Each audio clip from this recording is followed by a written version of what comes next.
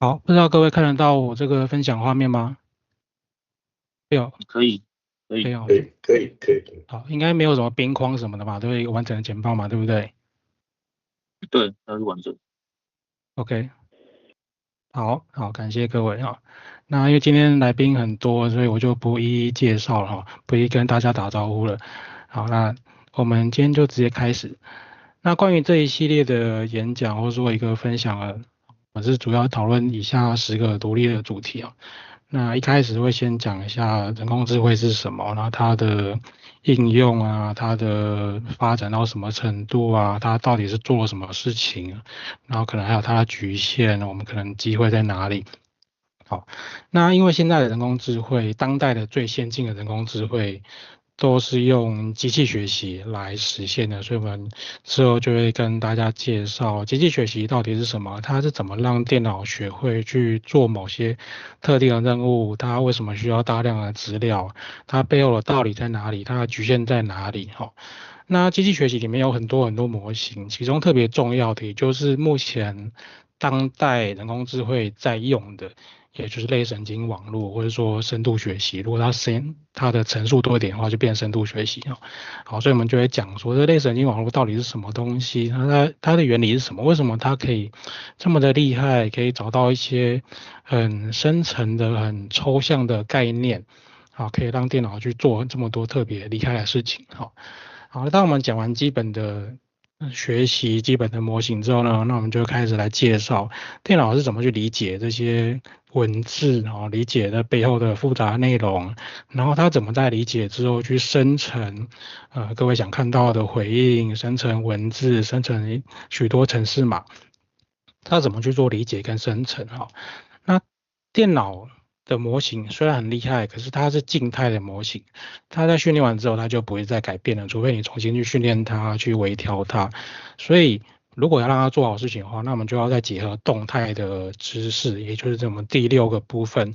怎么让静态的模型去结合动态的知识，让它可以去做一个比较符合最新现况的、符合公司特定领域知识的一个回应。好，这是一个很重要的 topic。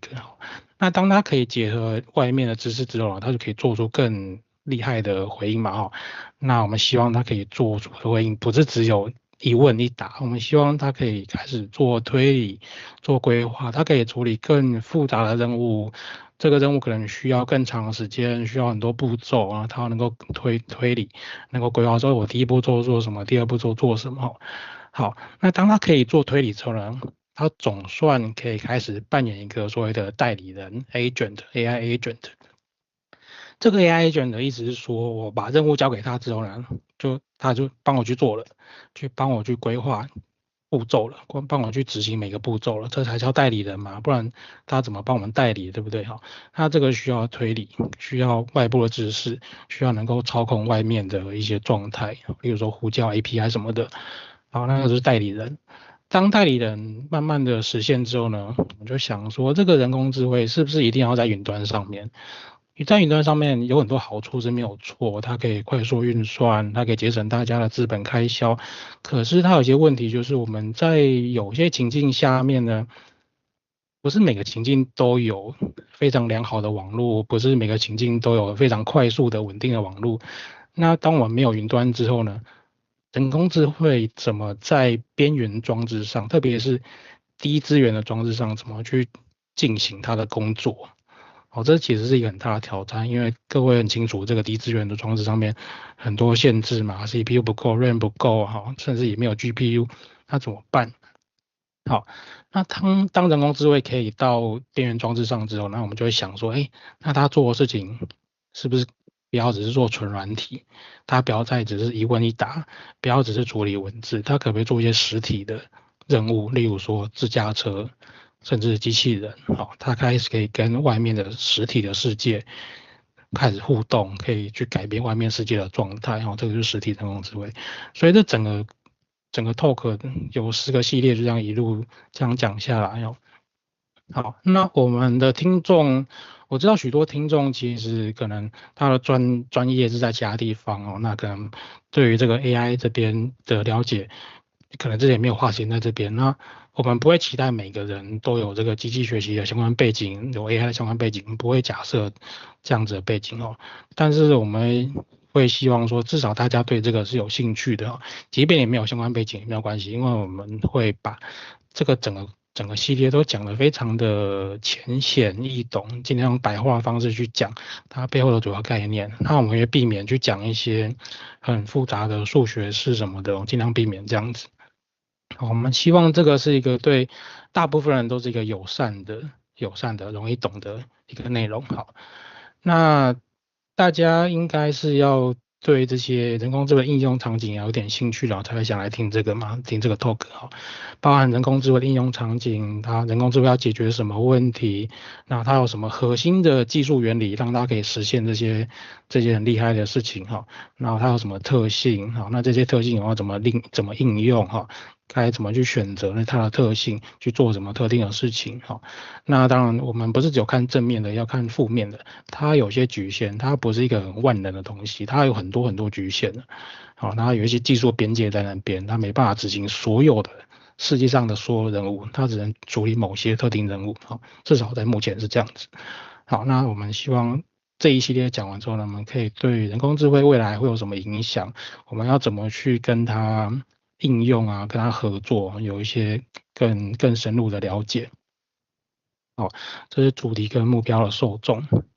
那关于我自己有简单介绍一下，我自己目前是动物资管系的助理教授。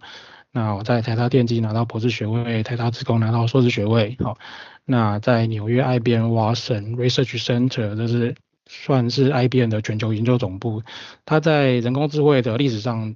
占了一个非常非常重要的地位哈。那我在那边做法文学者，那时候是靠国科会的千里马计划去。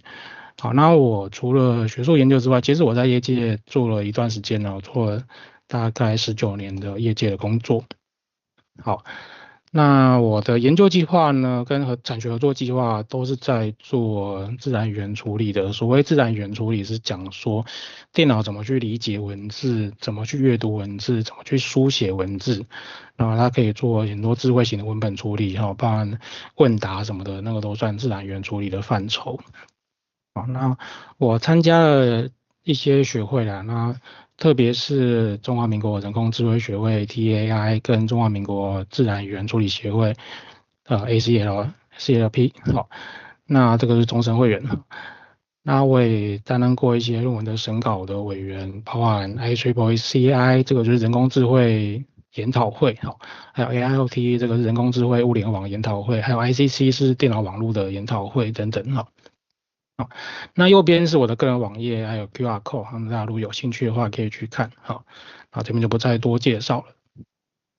首先呢，我们会先讲一下什么是人工智慧，这个是一个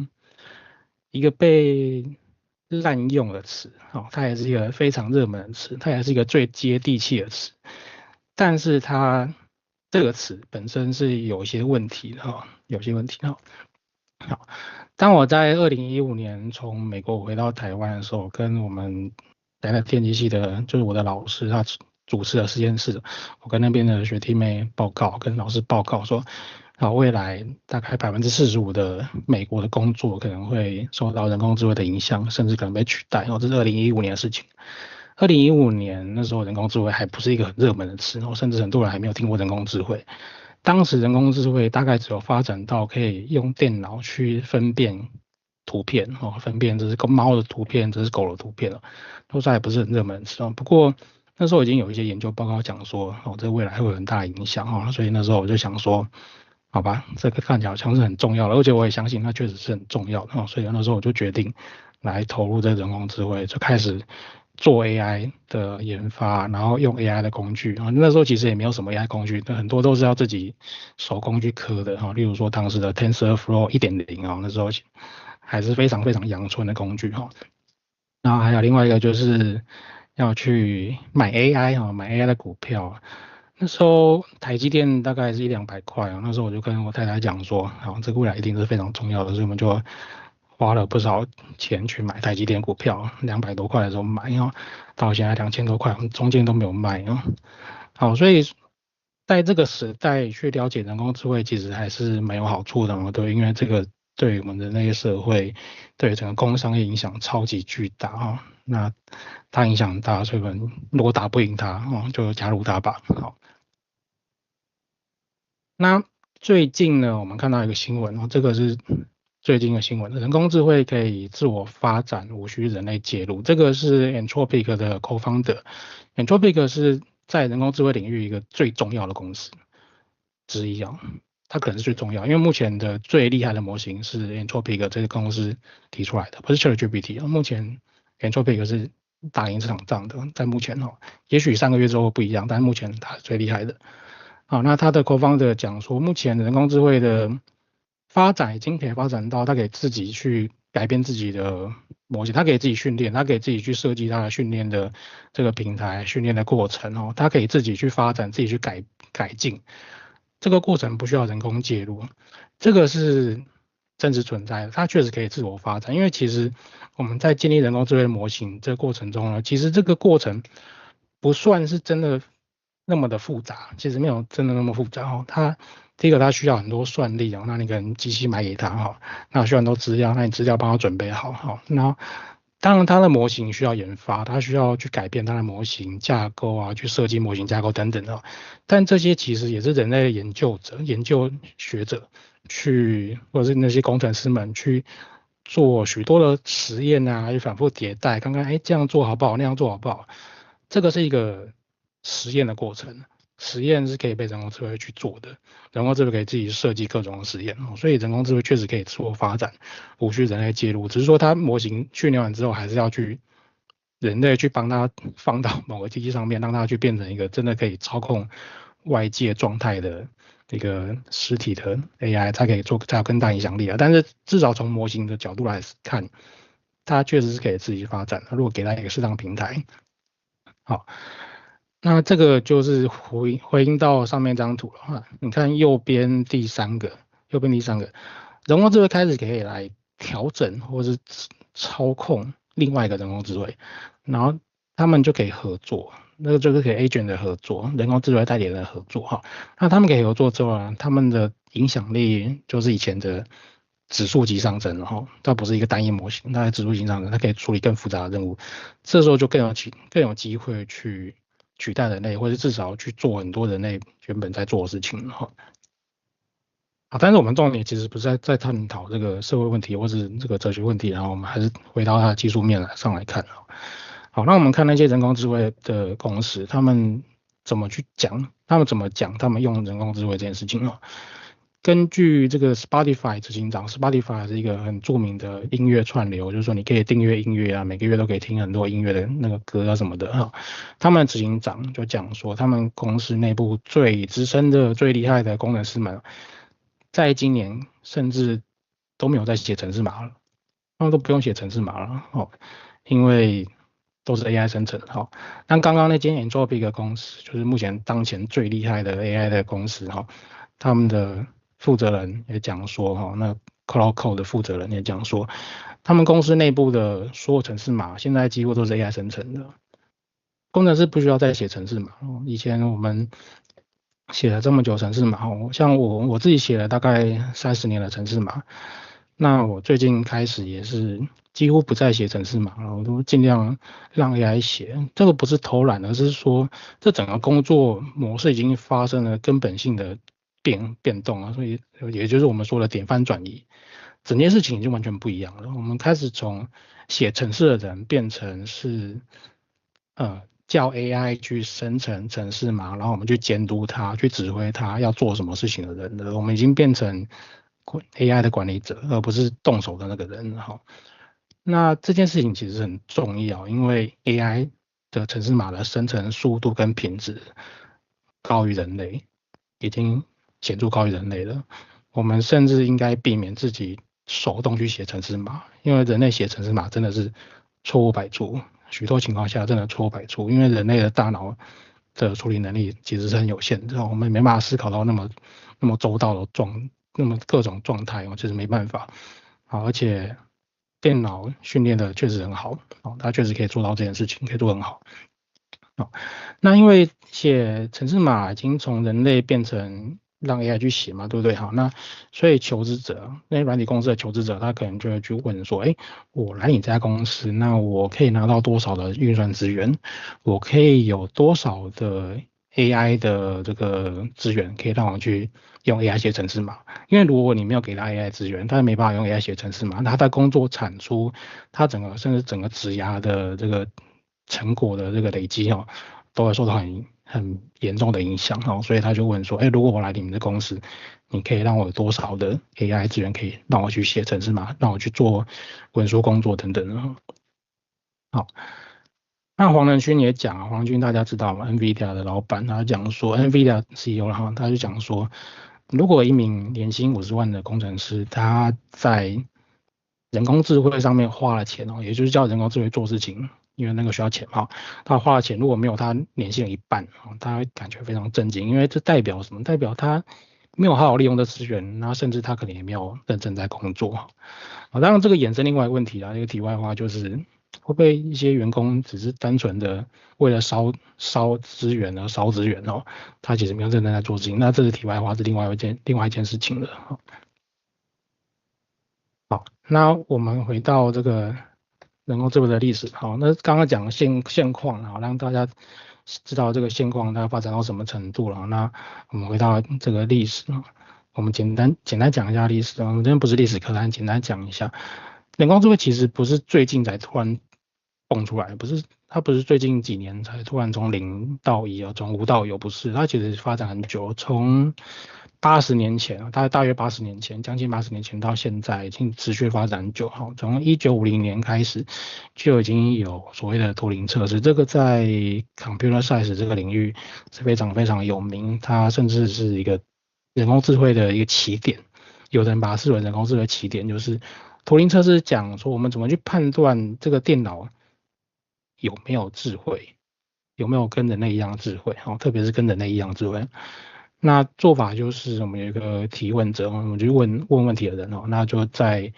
坐在那边然后就隔着一个布幕去问后面的人，后面的人可能是人，可能是电脑，我们就跟他对话那看看他的回答怎么样，我们能不能分辨出这是人的回答还是电脑的回答，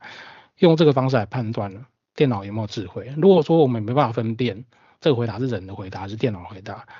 那我们就可以说这电脑是有人的智慧。好，那大家都知道嘛，大家用 GPT 就知道，其实很多时候 GPT 的回答已经分不出来到底是人写的还是电脑写的。好，所以这个图灵测试，蛮多人说这个图灵测试说呢，现在算是已经完成了，已经通过了，电脑已经通过这图灵测试了，电脑已经具备人工智慧的某些要素了，因为我们分不出来到底是人写的还是 AI 写的。好，那在1956年这是1950年之后过了6年，然后在 conference 上一个研讨会上，那就有人提出了这个 artificial intelligence 人工智慧这个词这个是历史上第一次有人工智慧这个词好，所以可以当成1956年就是人工智慧的开端那过了2年呢，然后就有人讲说，很乐观的讲说，未来10年就会出现电脑的电脑的西洋棋世界冠军，电脑可以击败西洋棋的最厉害的那个棋手好，这当然是很乐观的说法，确实它没有发生1958年提出来这个说法，可是到1970年都还没有发生。1970年还有人讲说，未来3到8年内1980之前会出现一台有人类平均智慧的电脑，还是没有发生所以我们可以看到，当时的人类其实真的是很有热情的在追寻人工智慧，但其实他们是过度乐观的。那当时其实没有发生什么重要的事情，没有，除了图灵测试之外，其实没有发生什么重要的事情。一直到1997年，这时候已经距离1950年已经快50年了嘛，对不对1997年，IBM 的 Deep Blue 深蓝电脑才真的可以去击败西洋棋的世界冠军这个 IBM Deep Blue 就是我之前去做访问学的那个 IBM Watson Research Center，IBM 研究总部他们做出来的那当时它可以击败世界级的西洋棋冠军，并不代表它有人工智慧，因为当时的做法其实是有点像暴力法，因为西洋棋的规则其实是很有限的那下棋的规则是很有限的，所以他当时其实只是用暴力法，可能用比较优化的暴力法，对，我们可以说是优化的暴力法。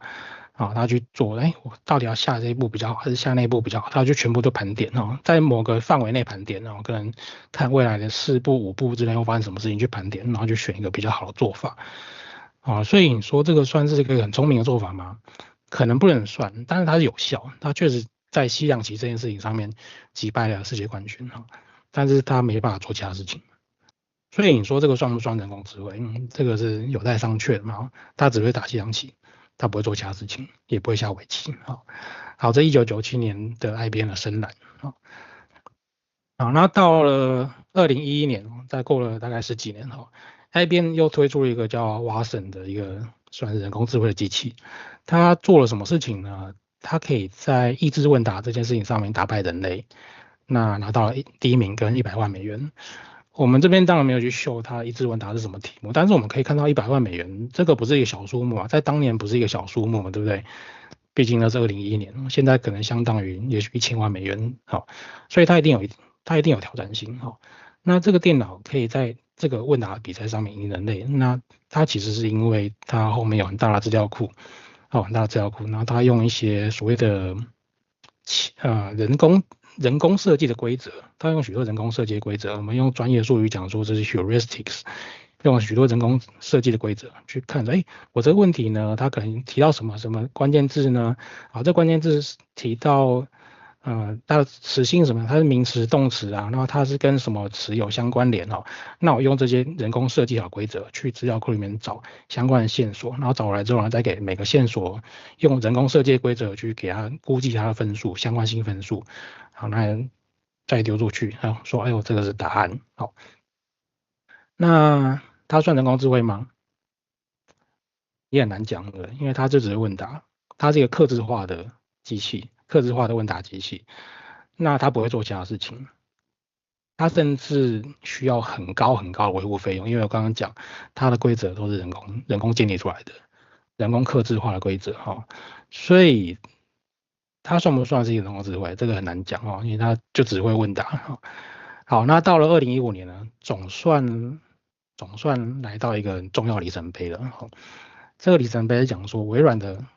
类神经网络模型在图片的辨识错误率上面胜过人类。各位可能会想说，辨识图片好像没有比问答比赛更厉害吧？好像没有吧，因为它只是辨识图片，这是猫的图片还是狗的图片？听起来好像也没有说特别厉害嘛，对，跟西洋棋跟问答比起来。可是这个边有一个很重要点，就是它是用类神经网络，它是一个相对通用的做法，相对通用的做法。这个做法直到现在还有在用。那 IBM Watson、IBM Deep Blue 那个现在已经几乎没有在讨论这些事情了没有人在讨论那种客制化的做法。好，类神经网络是一个比较通用的做法，也就是我给它资料，它可以学习。这个时候才开始有学习这件事情，在之前是没有的。它能够学习，代表它可以做很多不同的任务，这是很重要的里程碑。所以2015年开始这是很重要的里程碑那时候我也是刚开始接触这个领域我也是那时候才加入虽然说我之前在大学跟研究所的时候都已经开始在念人工智慧，我大学修过一次人工智慧，那研究所再修一次，因为就觉得这个很有趣所以我修2遍，不是因为被当所以重修，就是觉得有趣修2遍。那时候我们教的课程内容都不是教machine learning，都是教那种启发式的做法，就是刚刚讲怎么下围棋怎么下西洋棋这种做法那种做法其实是很不通用的到2015年之后才开始有这个通用的做法，类神经网络所以我们之后就会讲什么叫类神经网络，它为什么这么厉害，一直到现在 ChatGPT 它背后也是类神经网络好，2015年它类神经网络击败人类，那2016年呢？这个进展速度其实很快，2016年就推出了这个 DeepMind，就是 Google 子公司 DeepMind AlphaGo 大家知道了嘛？从那时候开始大家知道，全世界都知道，AlphaGo 可以击败这个围棋的棋王，韩国的棋王围棋跟西洋棋比起来复杂的程度高很多很多啊，它是不同等级的，围棋的变化多太多了，跟象棋比起来多太多了哈。所以以前深蓝那种做法，那种靠这个暴力法去算，我接之后我下这一步跟下那一步哪一步比较好，那种暴力法的那种比较方式呢，已经没办法用在围棋上面哈。所以围棋是靠类神经网络跟靠所谓的强化学习，这个我们之后会讲哈，这边先不讲细节了。它是靠一个比较聪明的方法。那简单来说呢，它靠学习，就这2个字。他这时候在学习了，他应该学了怎么去做这件事情，怎么去下围棋哈。他用大量的资料，甚至自己跟自己对打哈，大量的资料去学习说怎么去下围棋。好，2016年开始，全世界开始觉得人工智慧好像真的会改变人类了。在2015或是2016之前，其实大家对人工智慧有点不是很相信啊，兴趣缺啦。虽然说我们那时候在做，也是有做出一点成果，但是其实大家对这个感觉没有那么的，感觉这个东西没有那么有说服力哈。好，直到深度学习，就是类神经网络出来之后呢，开始发展之后呢，大家才相信人工智慧真的有点用所以从那个时候开始，大家开始疯狂的投入很多学者啊，还有业界的公司啊，开始疯狂的投入那我在那个时候就感觉到，整个就突然起飞了整个产业突然起飞了，因为大家疯狂投入，大家觉得这个有用而且可以用好，那到了2022年，大家都知道了，大家那时候就发现，ChatGPT 推出来，这是一个震撼弹，这是一个原子弹等级的震撼弹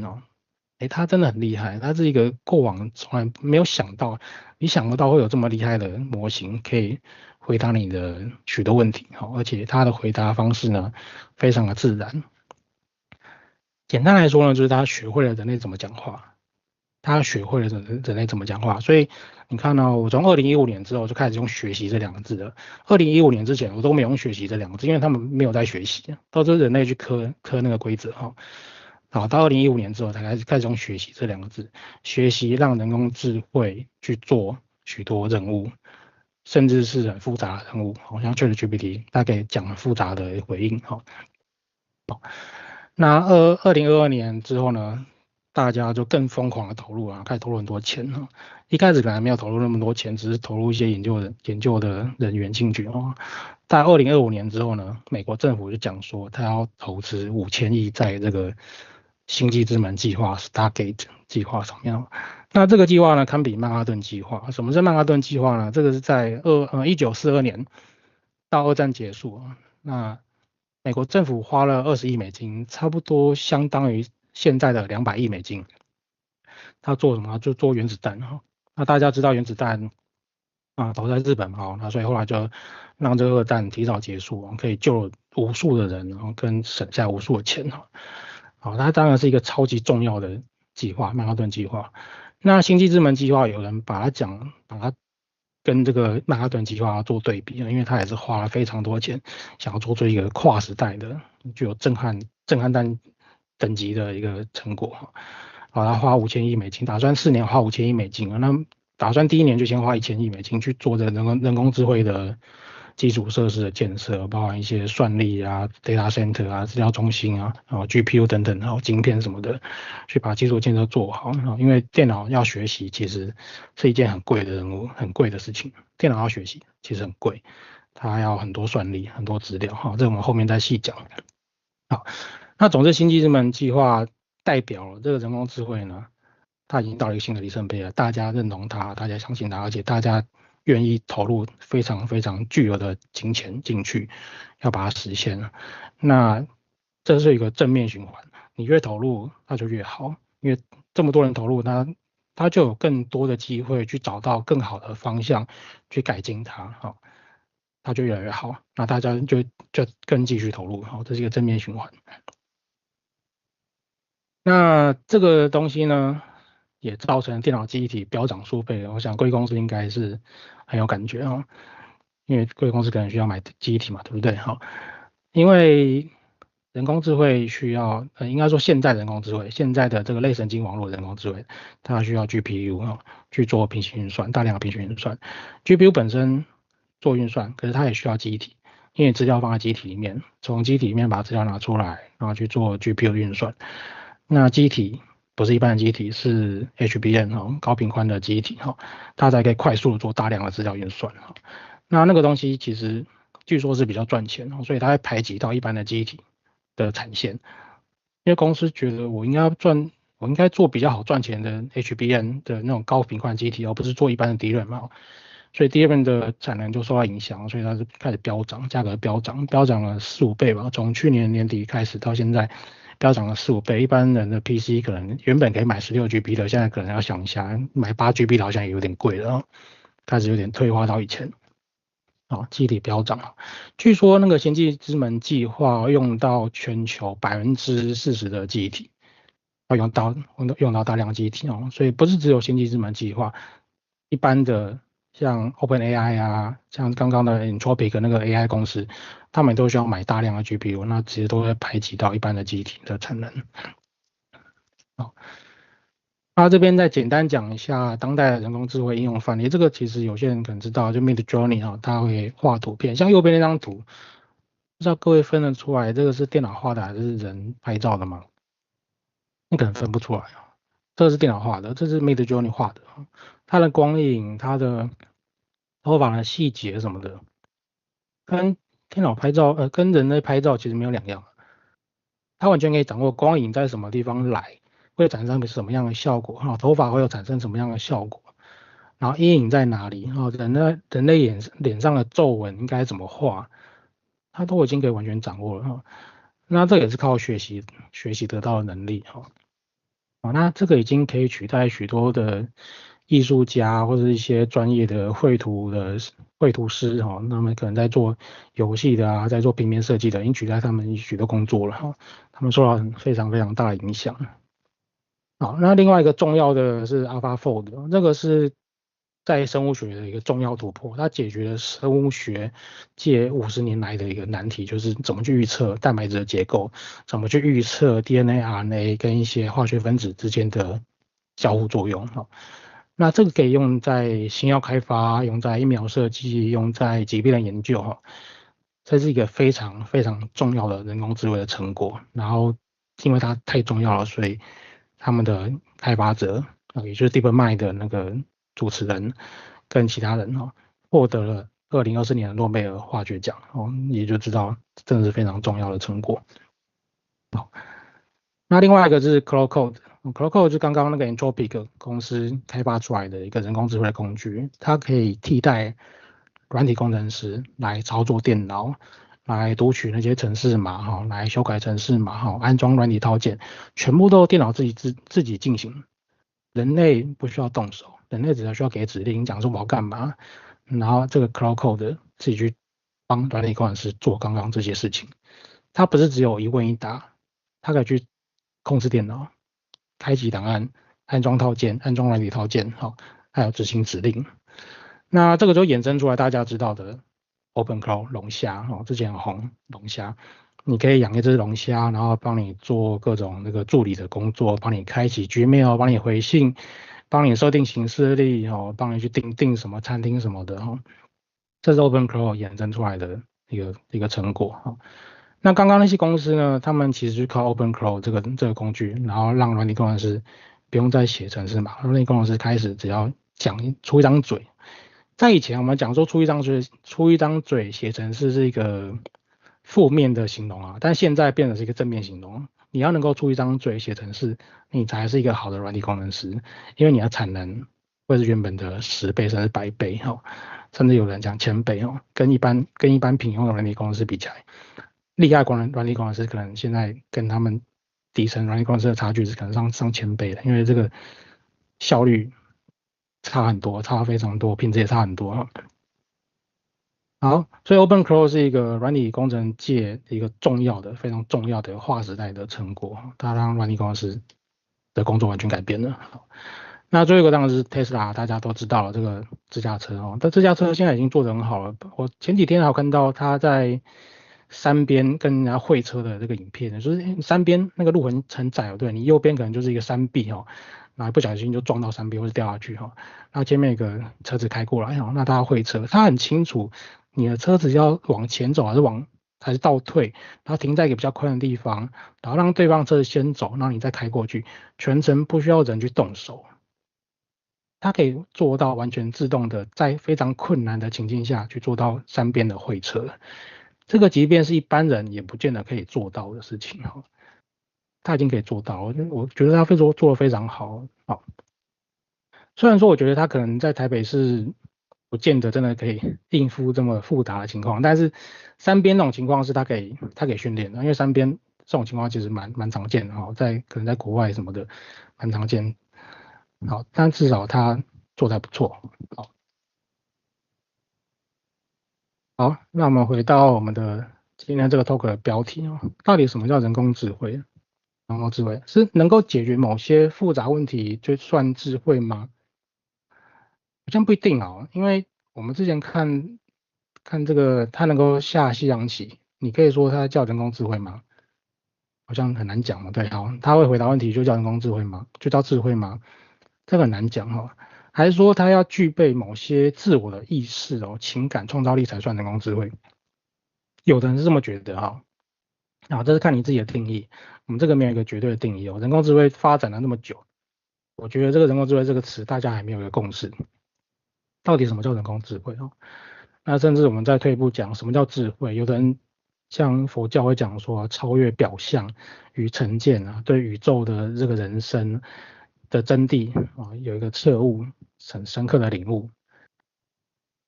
如果要这样定义的话，人工智慧可能永远都不会发生哈。好，所以我这一页只是跟大家分享哦，对人工智慧这个词的一个质疑，就是到底什么叫人工智慧？这是一个没有定义好的词哦，所以我们在用这个词的时候要很谨慎。我们是不是真的应该用人工智慧去讲我们在做的事情？我们是不是真的要讲说我们这个人工智慧实现？这是一个问号。那我们一般人呢，一般人总是会给它一些定义的，那比较常见定义大概就这些哦。例如说，机器可以展现跟人类难以区分的内容，例如说它的回应跟人类看起来好像差不多哈，不知道是人写还是电脑写的哈。或是呢，机器能够生成内容，然后可以推理跟自主决策，这个就比刚刚那句话更难一点哦。大家好像不是那么满足原本的定义的。大家原本觉得说，只要跟人看不出来，它就算人工智慧。可是后来觉得啊，这样好像也没什么哈，就开始我们更进一步的讲说，你要能够生成内容，能够推理，能够自主决策才叫一个人工智慧哈。好，慢慢的呢，这个好像也被解决了，到某个程度，解决到某个程度哈。那我们就开始想说啊，我们需要更严谨的定义了，更难的定义了。那就会讲说，机器要能够在新的场景去自动学习，理解那些任务哦，理解场景，可解决复杂问题，可以做决策，可以做复杂的推理，长时间的推理哦，可以创造人类没有做过的事情，跟发出指令才叫人工智慧。这是更难的定义哦，这个目前做不到，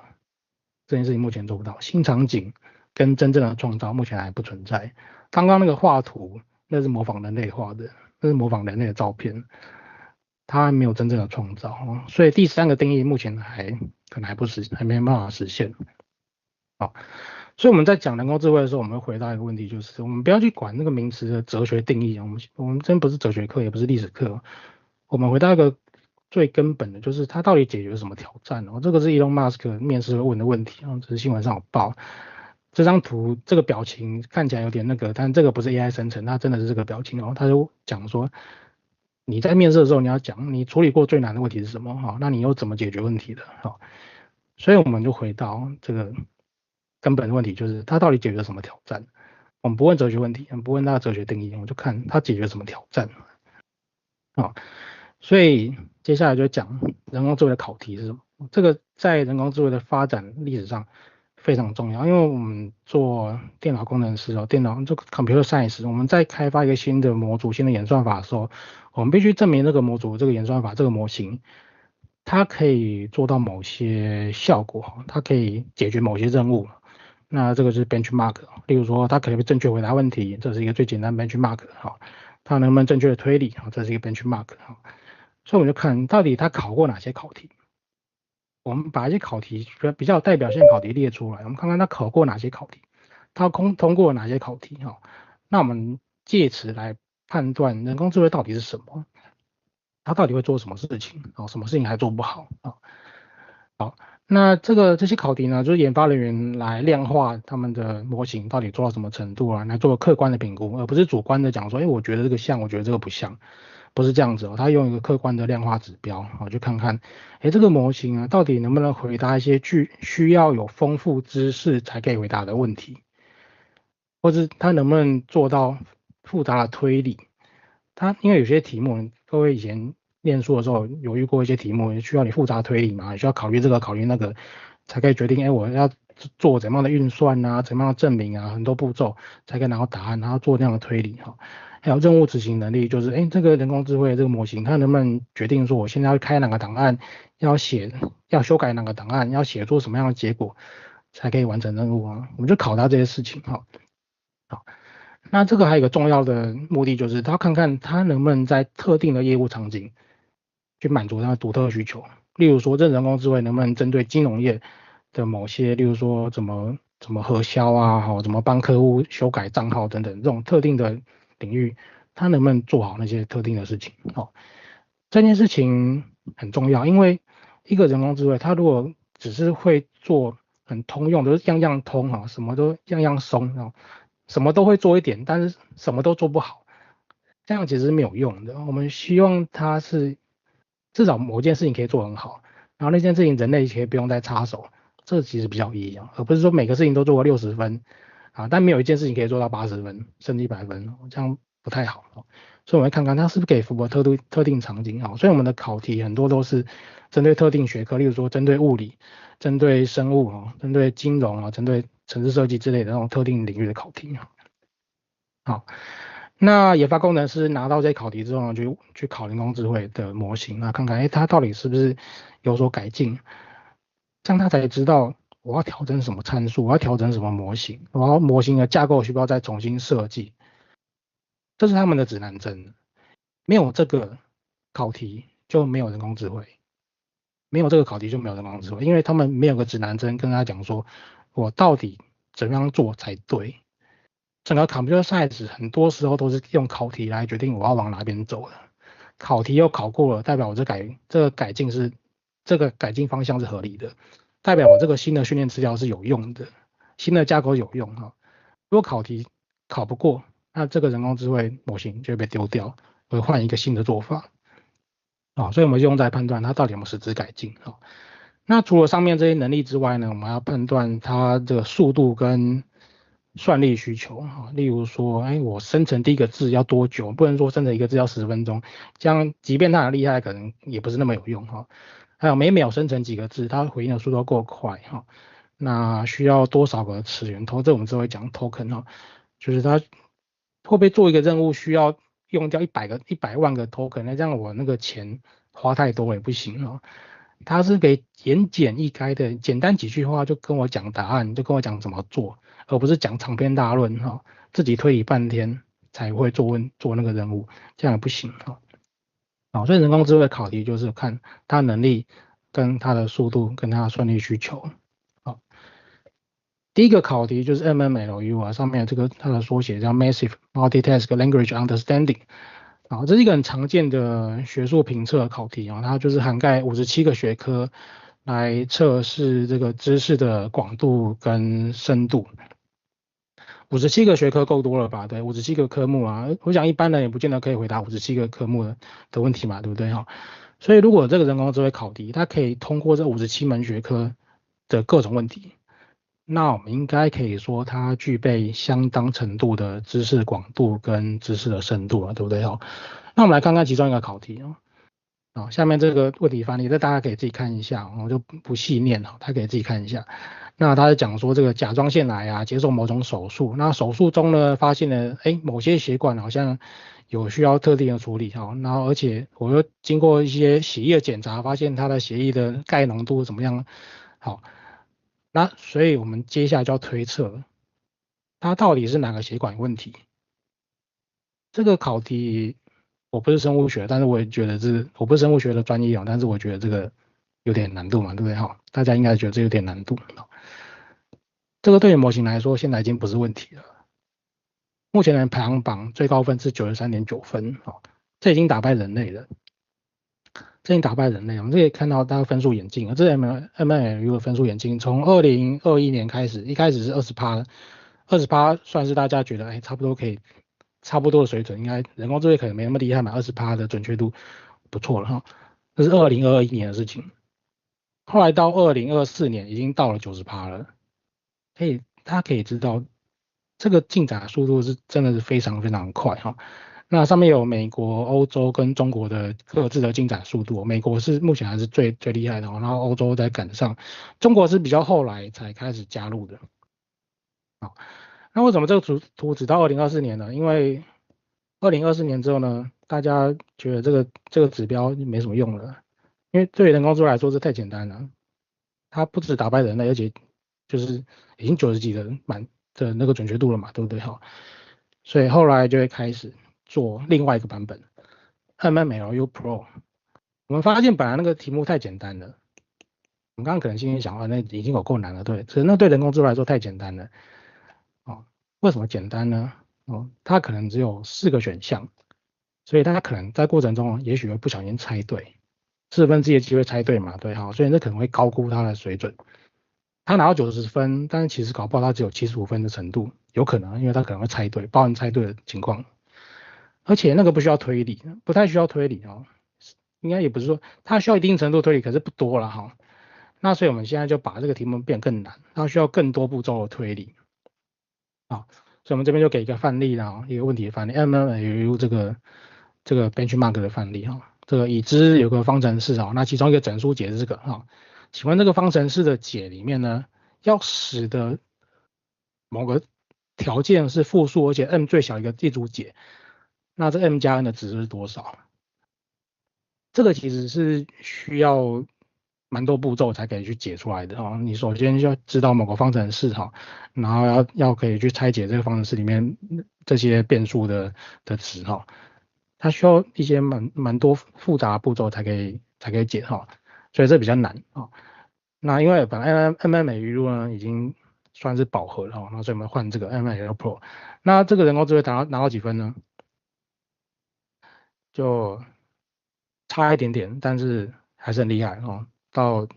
最近的是到89.8的准确度了所以这对他来说呢，也是快被破关了。那这个也是打赢人类了，这个也是打赢人类没办法得到这么高的分数那目前最厉害的是，这前几天我贴的图前几天我截了图，当时最厉害的是 Gemini 3 Pro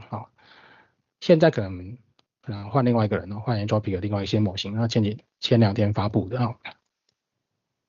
好，那除了 NLU 之外呢，我们还有另外一个 benchmark 叫 GBQA， 这也是一个很有代表性的 benchmark 它是专注于物理，各位是物理的专家对它专注于物理、化学跟生物这3个特定的学科。那它不是一般的问题，它是研究所等级的复杂问题。就你需要一些更进阶的知识可能是更罕见的知识，而且它会限制说你是没办法透过网络找到解答的这些问题不是一般的问题是一些没办法透过网络找到解答的罕见的问题所以你要能够回答问题呢，代表你一定要经过一些真正的科学的推理科学的推导，你才可以解除这个问题那我们看看它第一个问题范例2个量子状态这个寿命分别是这个某个秒数那我们想要去分辨这个量子的能阶请问这2个状态的能量差距至少应该为下列哪个选项才可以被明确的解析出来那它就会给你选项，这边就不列因为太多了那回答范例呢，你应该要这样讲，你的 AI 模型应该要这样讲才对根据什么什么原理那这宽度跟寿命成反比所以要把这分开的话呢，能量差必须远大于这个某个宽度的总和经过计算呢，这个什么什么到状态必须要到多少的 EV 这个就是一个比较困难的问题那后来发现 GBQA 呢也没有用，就是它还是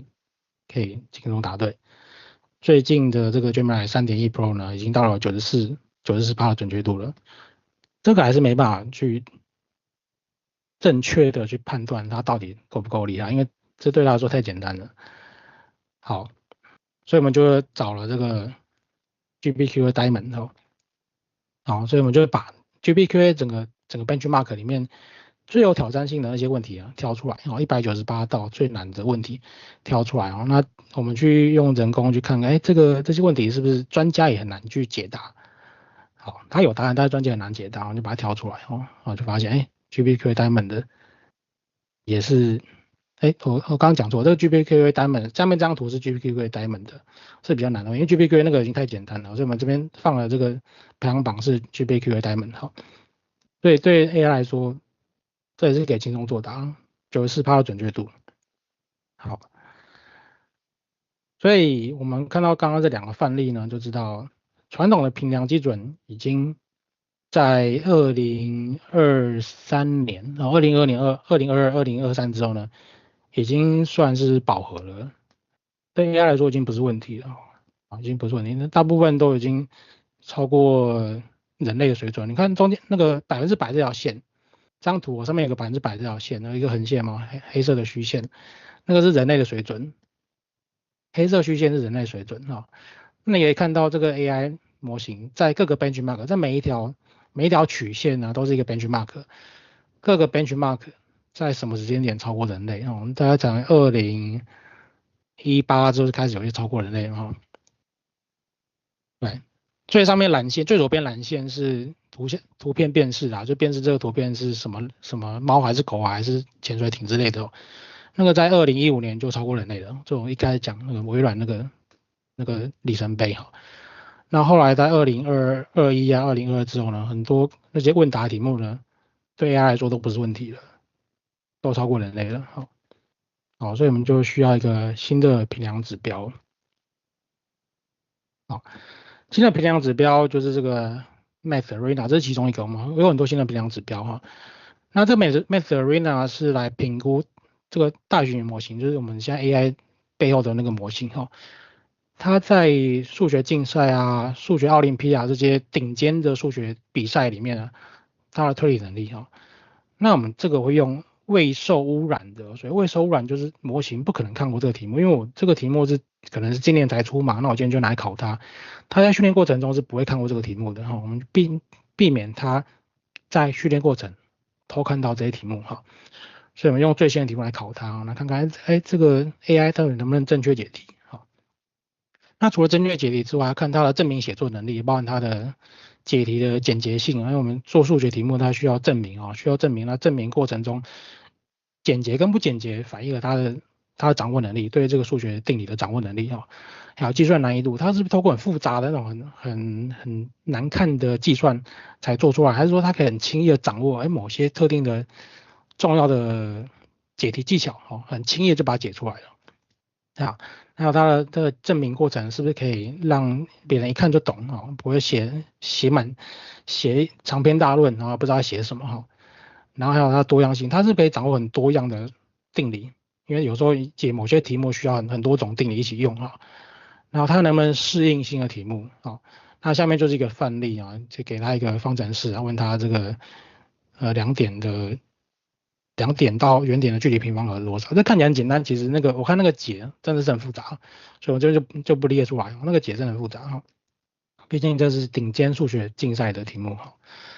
好，那我们看他在数学能力上做的怎么样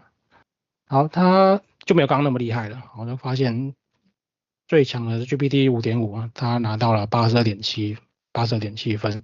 好，他还有进展空间他在这个题目上面呢，表现应该说它有分两种，一个是单纯的给一个解答那个已经赢过人类了，至少跟最顶尖的人类1%的人类呢差不多了那在写证明题上面呢，它目前呢还算输人类，还没办法写得很好。那证明题有时候真的蛮复杂它没办法写得很好。好，那除了数学之外呢，我要看看它的这个在真实世界做事情的能力。所以我们会有这个叫 terminal bench hard 这样，所以看那个模型，我们给它一个终端机哦，给它一个终端机，那它就可以下指令啊，可以去开启档案啊、除错啊、使用命令列工具啊，例如说列出什么什么文件之类的哈，看看它可不可以去解决这些任务哈。那这个其实在考它能不能扮演 AI agent 的，它能不能扮演所谓的人工智慧代理人。它能不能针对复杂的真实世界人物去规划步骤？哎，我要先开这个档案，我要再改写这个内容，我要再呼叫另外一个工具，我要看它能不能做长期规划。因为所谓长期规划是说，它要做很多步骤，这个叫长期规划，不是单一的一问一答啊，那个叫长期规划。开启很多要做很多步骤叫长期规划。我们看看它能不能做长期规划，能不能开启很多的工具啊、档案之类的哈。那我们下面这边就有一个范例任务啊，就叫他根据某篇论文哈，然后请他去安装相关的软体套件、软体工具，并且从零开始去写一个包含那个论文所指定的某个任务的一个演算法。好，那这个其实就是真的有点难度了，有点难度了。它不是单一问答可以解决的啊，也不是单纯有知识可以解决，因为它要考虑环境的变化，它要马上去理解环境变化。它在这边表现就差了点，就到60分，到60分哦。所以我们大概可以知道哦，现在人工智慧发展大概到问答应该是没问题的，单纯问答没问题的，复杂的数学证明呢还差一点。在真实世界的 AI 代理人呢，那就差更多了，它还有大的发展空间。因为我们这个时间好像到10点半，对不对？Bill，这个可以持续啦，就是说我现在这个 Teams 它这个是超过1小时还是可以继续的。对了，不过因为其他人可能会想说10点半之后他有其他事情，对不对？所以还是所以我们是不是，因为我们这个时间其实我们还有很多次嘛，所以我们是不是可以下次然后再继续？